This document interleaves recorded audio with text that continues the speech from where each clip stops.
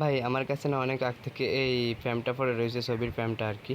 তো ওই ফ্রেমটার মাঝখানে কাজটা না একটু ভাঙা, তো যার কারণে ওইটা কেউ ব্যবহার করতেছে না। তো আমি ভাবলাম যে আমার কাজে লাগালে কেমন হয়।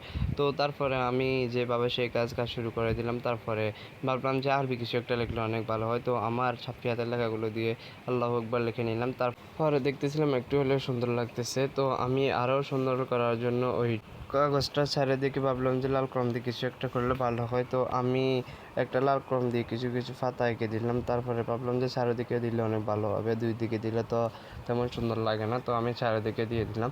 তারপরে ভাবলাম যে কিছু খালি খালি লাগতেছে, তাই কিছু কিছু ডট ডট দিয়ে দিলাম। তারপরে আমি একটা কেচির সাহায্যে কী করলাম, ওইটাকে কেটে নিলাম। কাটাকাটি শেষ করার পরে তারপরে আমি কি করলাম, ওইটাকে ওই আগের যে ফ্রেমটা আছে ওইটার ভিতরে ঠিক মতো বসাই দিলাম। বসাই দেওয়ার পর একটা ছুরির মাধ্যমে এগুলো আটকাই দিলাম। আর এটা হলো সেই ফাইনাল লুক।